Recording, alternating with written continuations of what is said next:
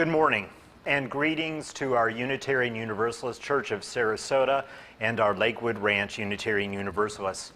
I'm the Reverend Doug Wadkins. I'm the interim senior minister, and I'm joined today by Catherine Bonner, a director of lifelong learning, Don Bryn offering us the gift of music, and our technical crew, Klaus Obermeit and Doug Caldwell.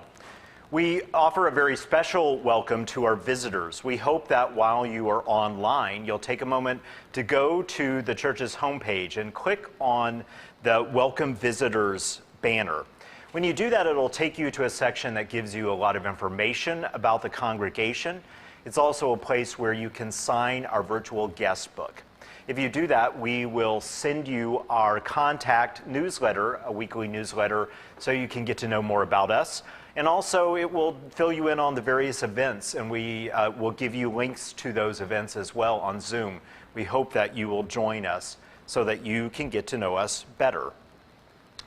After the service today, there will not be a coffee hour, but I want to tell you that we will return to having a coffee hour on Zoom on September 12th. And I hope that some of you will consider being a part of that tradition that is usually something we do when we're gathered here together, and all the more important during this time of COVID. Another thing to know about today is that it is our monthly Share the Plate Sunday. And our Share the Plate recipient today is the Streets of Paradise, which is a local nonprofit organization whose mission is to raise awareness of and assistance for homeless people in Sarasota and Manatee counties. Streets of Paradise also works with other continuum of care organizations to facilitate rapid rehousing and other social services for homeless people. We hope that you will please give generously. Now we move into the service with a prelude and a few announcements, and we'll be back here at the pulpit in just a moment.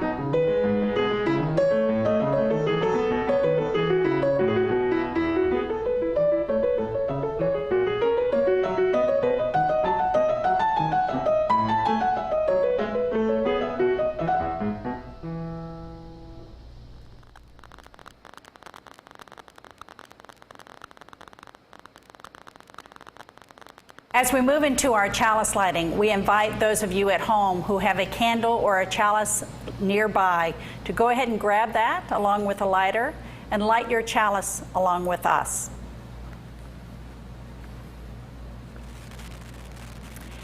We come to love a church, the traditions, the history, and especially the people who are associated with it. And through these people, young and old, known and unknown, we reach out, both backward into history and forward into the future, to link together the generations in this imperfect but blessed community of memory and hope.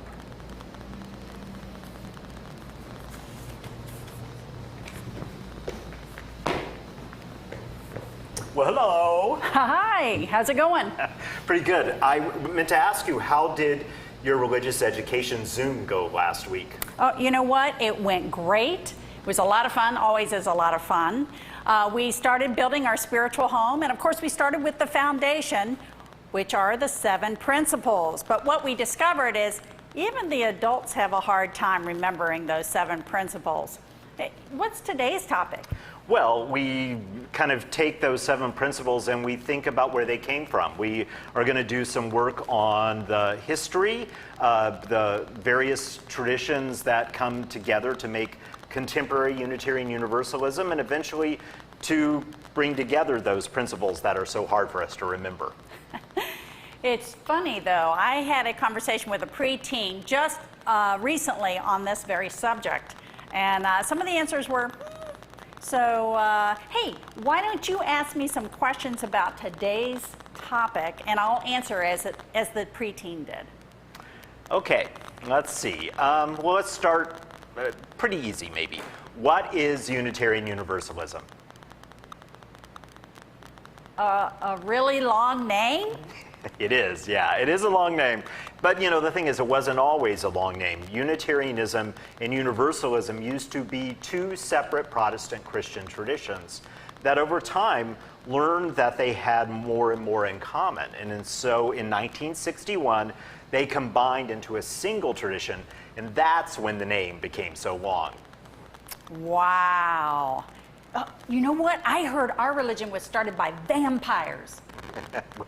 Well, it is true that it began in Transylvania, but I don't think that Vlad the Impaler had anything to do with it. It really was a king, King John Sigismund, that created a place where different religions were able to get along better, and he was really interested in this new faith called Unitarianism. And Unitarianism believed in the unity of God, and in particular didn't believe, like a lot of other Christian traditions, in the Trinity and the idea of the Father, Son, and the Holy Ghost. Wow. Are there other religions that believe in ghosts? Probably not in the way you probably mean it right now. No. But I don't know, maybe. Well, if we're a Christian faith, why don't we study the Bible? Well, we do draw from the Bible, and especially if we look back in history, the Bible was our primary source. But over the years, we've also learned that there are a variety of sources. So we turn to books like the Quran and the Torah and other religious traditions to help us understand more about it. We think almost any great wisdom tradition, written tradition, can be something that we should read. Oh my gosh, that sounds like an awful lot of reading. Well, it is a lot of reading. It can be, but it isn't just reading. It's also everything that we experience. We believe that each and every person's individual experience is part of how we gain wisdom. We believe that listening to the findings of science is how we gain wisdom. And we do also study and learn from both living and past teachers as well as writings. And so all of that together is really important. As a matter of fact, we think that you never stop learning, that much like the world around us that is always changing, we need to keep changing and growing together and being alive. And so that's why we emphasize that this is a living tradition. Cool. I don't think I'd want to be part of a dead tradition. No. You know, zombies, they're kind of stinky and not so smart. Brains, brains. Well, hey, this has been a lot of fun, but I got to go to my RE Zoom call that starts at 11. Today we're going to be learning about the inherent worth and dignity of all people. Are zombies people? I don't know. We'll figure it out. Anyway, all are welcome to come join us whenever you would like to. And I'm off to have some fun. Bye. Enjoy, Catherine. Good to see you as always. And it is time for us to sing our opening hymn, hymn number 114, Forward Through the Ages.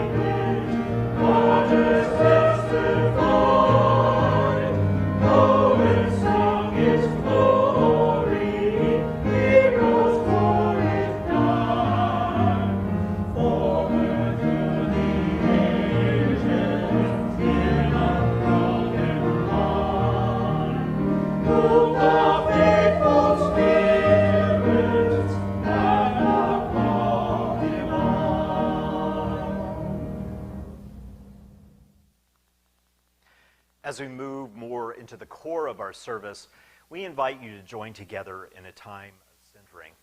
We begin with the centering in word, and we remember that not just in this week, for a very long time now, so much has been going on.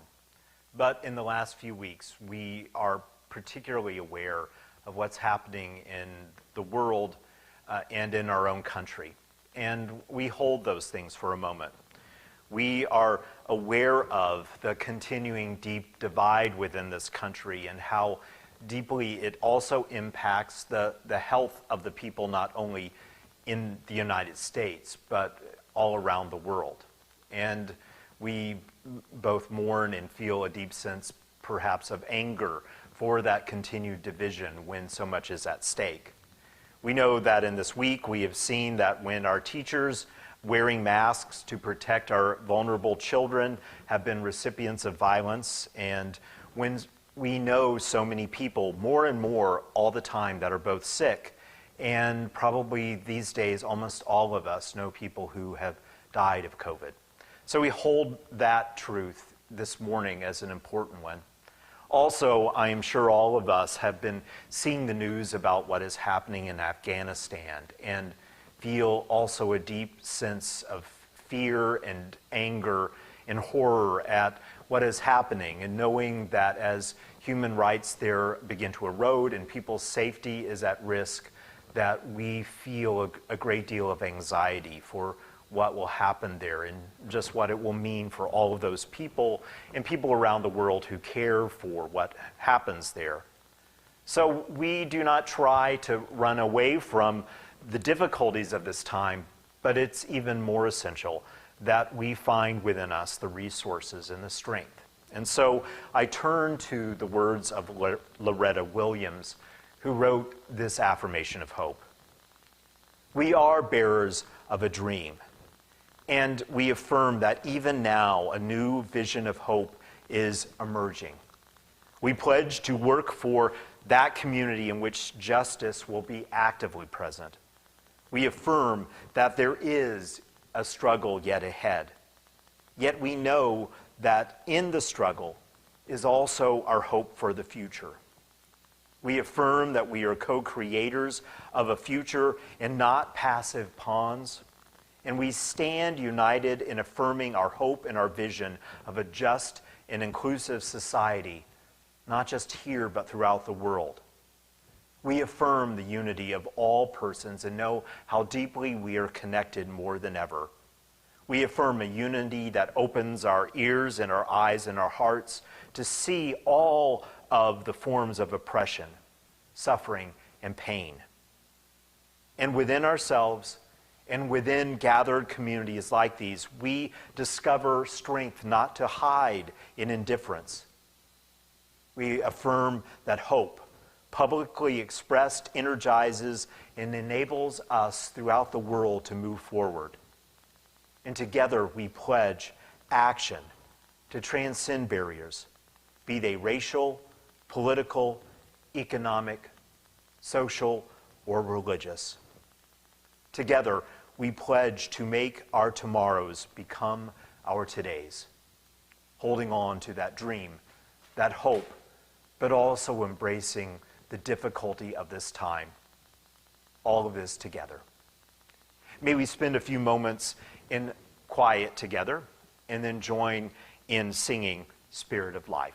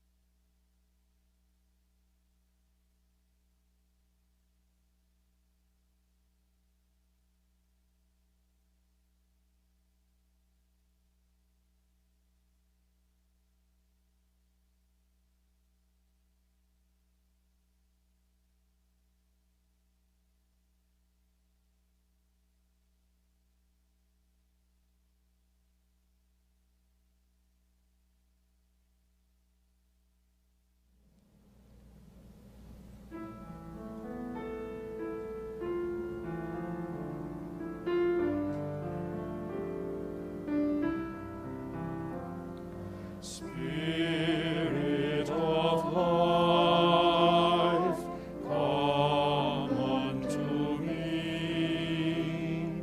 Sing in my heart all the stirrings of compassion. Blow in the wind, rise in the sea, move in the hand, giving life and shape of justice. Roots hold me close, winds set me free. Spirit of life, come to me, come to me.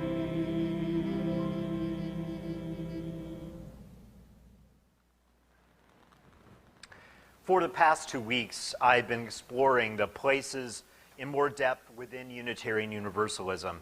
And we've looked at some of the touchstones of our faith, the things that we've returned to again and again. In particular, favoring the connective and unifying in our exploration, as well as emphasizing healing and love and courage. But for this service, I want to talk about a broad sweep of Unitarian Universalist history and invite you to look for themes that pop out at you as you take in the flow through the centuries.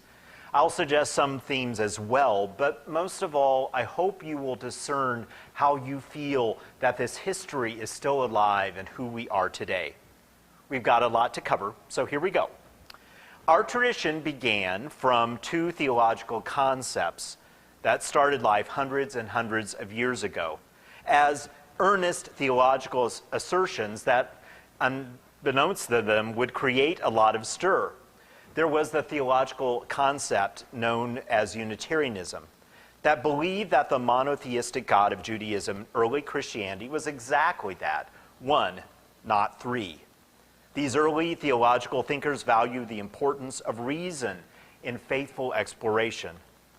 And then there were the folks who held the theological stance that supported an all-loving God, that wouldn't set it up so that some people would burn in eternal hellfire and others would not. These folks would come to be known eventually as Universalists. They valued a loving Creator that inspired them to compassionate living out of gratitude, not fear. Now, in either of these traditions, there's not a single founder recorded for these ideas. These ideas came to have their own authority and influence, and they moved through many different times, cultures, and thinkers.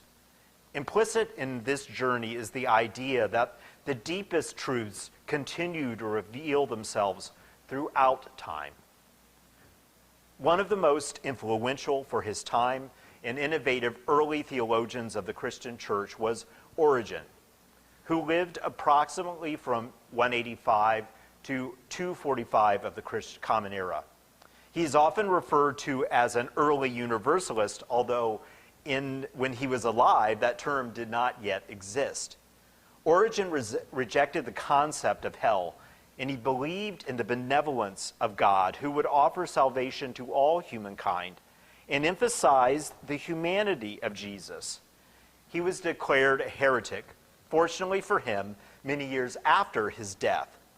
Comparing Origen's concept of the holy to modern universalism shows that both the understanding of the holy continues to change, and that underneath all of it is a gratitude-based and compassion-centered response to the universe and to this planet. As far as the Unitarians were concerned, one of the earliest adherents to that theological stance was Arius, who believed Jesus was a created being and therefore not the same as God. And he sparred off with Athanasius, who defended the idea that Jesus was of the same substance as God. This did not escape the notice of Constantine the Great, who had chosen Christianity as the official religion of the Roman Empire in hopes of unifying it. Unfortunately, at that time, Christianity was not a unified faith, but rather a loose conglomeration of churches ruled by local bishops. And there were competing gospels, different versions of the understanding of the nature of Christ, and different understandings of what it even was meant to have a hope for the future in some sort of Messiah. Constantine called together all the bishops of the church into a council in Nicaea in 325 of the Common Era to resolve these problems. And he saw how deeply entrenched the division was between the followers of those two theologies, Arius and Athanasius. And so Constantine made certain that the Athanasian position came out as the victor. And finally, at a second council in Constantinople in 381 of the Common Era, it was affirmed that the position adopted at Nicaea was the only correct one. And it added the doctrine of the divinity of the Holy Spirit and made the Trinity the only acceptable theological stance. That moment is important because it marked a clear beginning of division between orthodoxy and heresy. And to differ from orthodoxy could be punished severely, often by death. And so it made our early forebears think carefully and act very courageously for their faith. For instance, Michael Servetus was a Spanish physician who wrote the very controversial On the Errors of the Trinity. And for his effort and published works, he was burned at the stake by John Calvin in 1555. And Sebastian Castellio condemned this act and urged tolerance for varying religious views. He wrote, "We can live together peacefully only when we control our intolerance. Even though we can at any rate come to a general understanding, even when we differ in opinion, we can still love each other, and we can enter the bonds of peace pending the day when we shall attain unity of faith." The ideas of Servetus and Castellio inspired great thinkers in Poland and Transylvania. Faustus Socinus denied the doctrine of the Trinity and the deity of Jesus and the persona of the devil.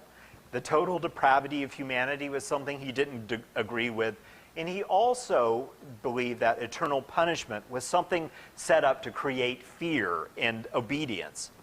He fled from Italy to Switzerland and settled in Poland, where his works resulted in the establishment of hundreds of gatherings and intellectual societies in the 16th century. Socinus and Servetus would reinforce the importance of integrity, an integration of belief with action, and a call for humanity to find its best self through religion and take that best self into the world and how we live together. Now, while none of these folks at the time specifically labeled themselves Unitarians or Universalists, the ideas that they presented would inspire and transform lives throughout Europe, setting the stage for the beginning of what we would call the Unitarian and Universalist Church proper. In just a moment, we'll take on part 2 and bring us into the modern time of this big sweep of history. But as we move now into the offertory, I want to remind you that you have on the home page a donate button. Many of you have set up having recurring donations, which is wonderful, but I want to remind you that on that page you can also easily set up a recurring donation for our Share the Plate offerings. And so today, as we give money to support the work of Streets of Paradise, if you take just an extra few minutes, you can set it up so that throughout the months you are able to give. One of the things that we've struggled with in the pandemic is that our outreach offerings have been much lower than usual. So let's do what we can to be generous, both within the congregation and with our community partners. We will now receive the offering together.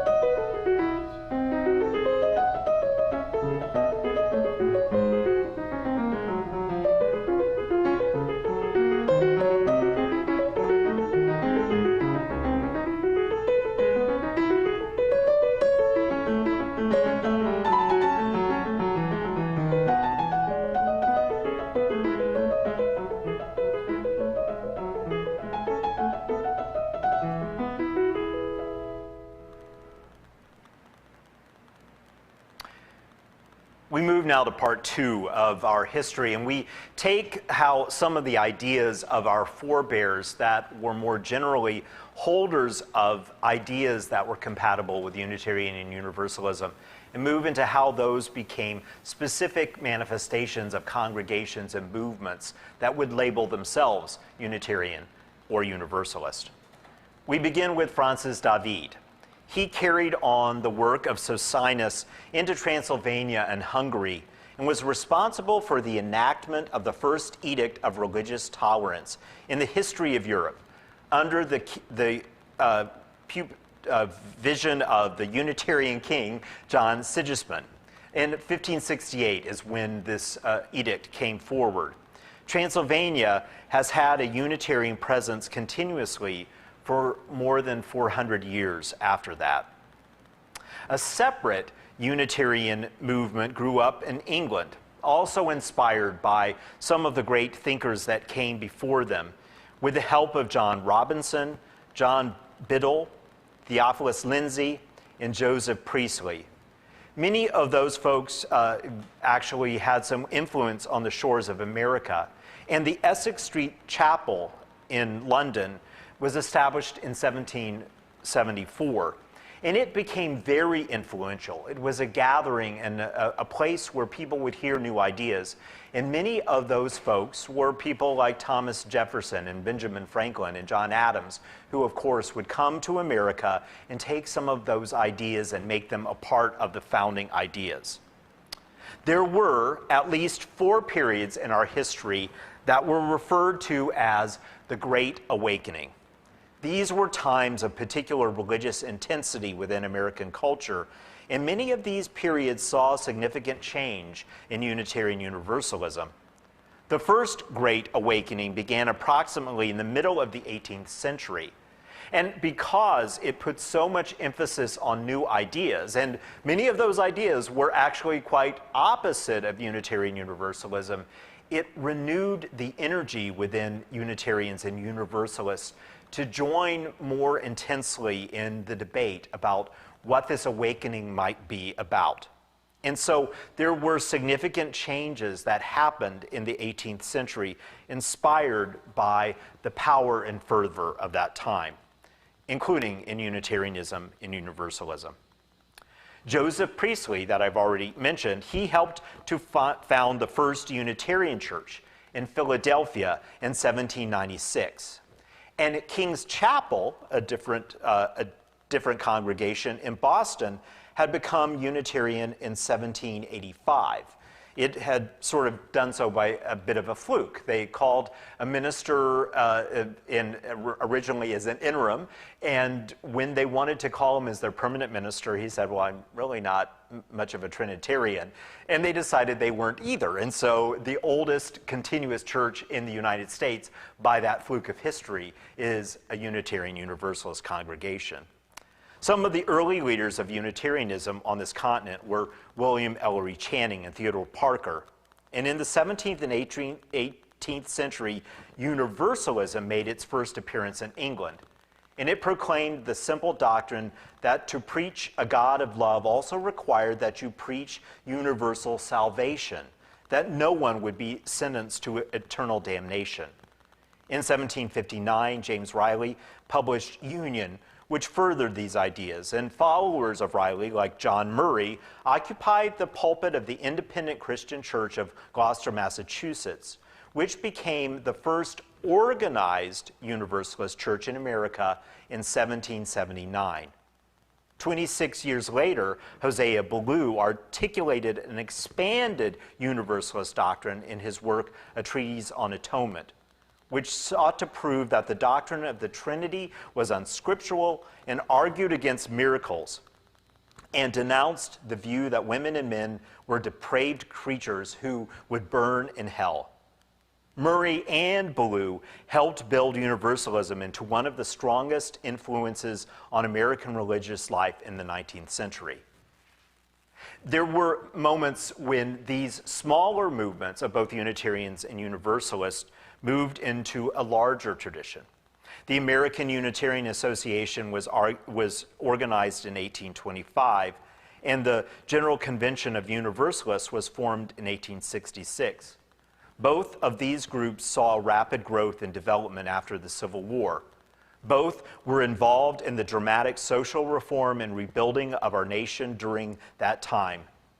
And by the middle to late 19th century, both Unitarians and Universalists were well established, active, and influential.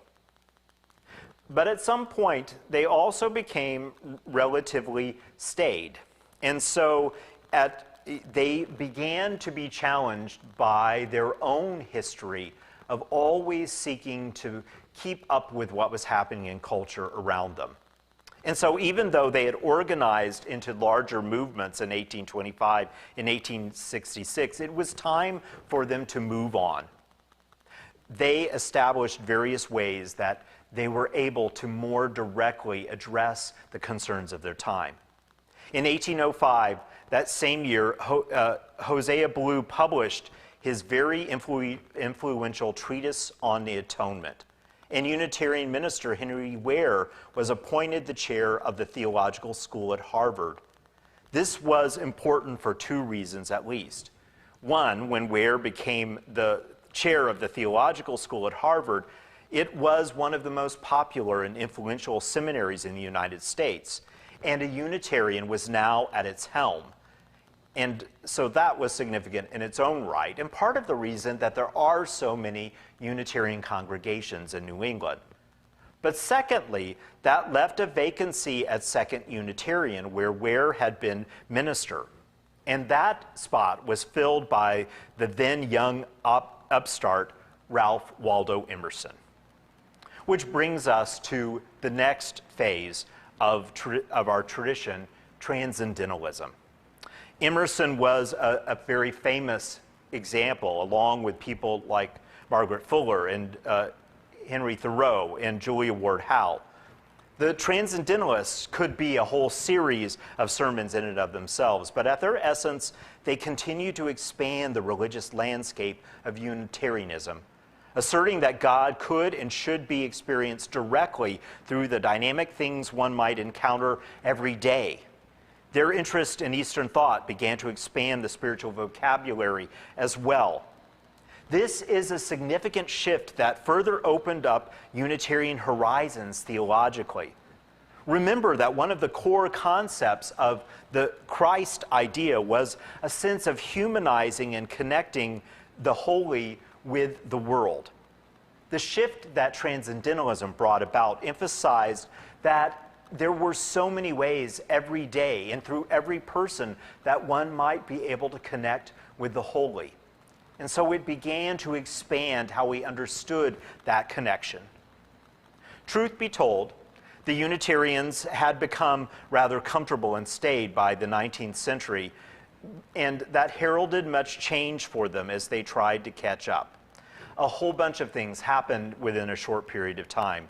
The late 1800s brought the ordination of women to the professional ministry of both faiths, as well as expanding our tradition along the western frontier. The first Unitarian church in Canada was founded in Montreal in 1842. In 1913, the first explicit preachings regarding religious humanism came about. In 1933, the first Humanist Manifesto was published, which really began to set out an influence on the Unitarian Church that still continues to this day. And in 1961, as we said both in the Time for All Ages, is when the Unitarians and Universalists came together. The 1960s also found a time when we were called more and more to be active in social justice. And so in 1965, for instance, was when one of our significant times of being a witness to justice happened in Selma. So as we moved into the 20th century and we combined in the 60s, it was important for us to be clear about what held us together. And that resulted in 1983 in the principles and purposes that were approved at the General Assembly. The idea was that these stated our tradition, our shared tradition, our living tradition, and thus was not meant to be a closed document and would be revisited regularly to make sure that it was up to date, and if needed, it would be changed and added to. And we still do that to this day. So, in conclusion, here are some things that I want you to think about as we come to the end of our sharing today. First, remember that we really found our impetus from ideas, the theological concepts that were a part of Unitarianism and Universalism. And that when orthodoxy descended, those ideas could have entirely gone underground. But many, many women and men throughout history were very courageous in making sure these ideas that they believed so deeply in would not go underground. And so these ideas spread from place to place, first through Europe, and eventually came to the United States.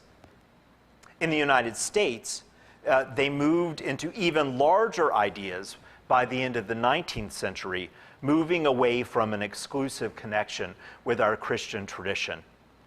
And in the 20th century into the 21st century, we continue to go through changes and always seeking to find ways to keep our sense of theology, our connection with the world around us, contemporary and responsive to the world. And in its own way, without losing our past, to maintain our tradition and our legacy as a living faith. I hope that you found this overview helpful. And again, I invite you to think about in what ways you see some of the spirit of our past alive in us today. I invite us to join together in our closing song, number 116, I'm on my way.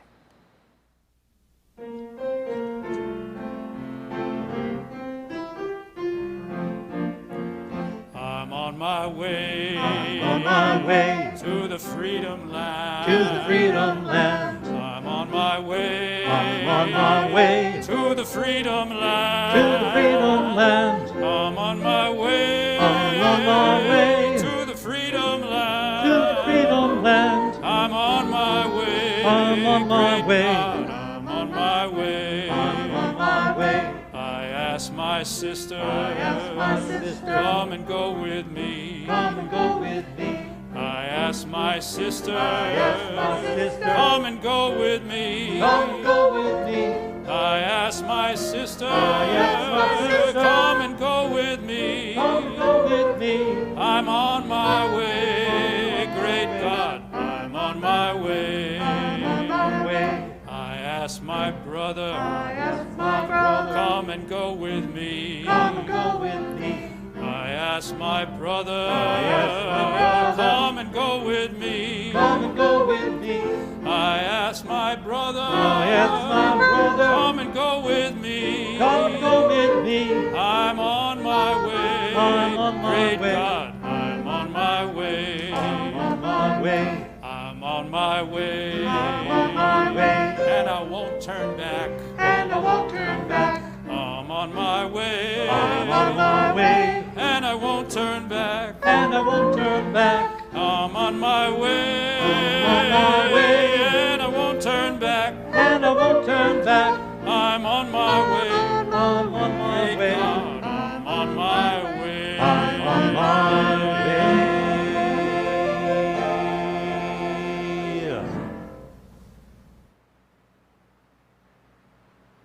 And now as we prepare to end our service, we return to our flaming chalice. May we hold on to our history and our legacy, both far times back as well as more contemporary history, as a place of grounding and of centering, but not something that holds us back. May it lead us always to live more fully in the present with a deeper sense of who we are now, and may it lead us forward into the future with a perspective that gives us hope and vision. We extinguish this chalice, but not the light of that old and powerful and yet ever new wisdom, not the warmth of human community, not the fire of our commitment to all that matters in our faith and in life itself. These we will live out until we gather together again. Thank you for joining us this morning. We look forward to seeing you here next week.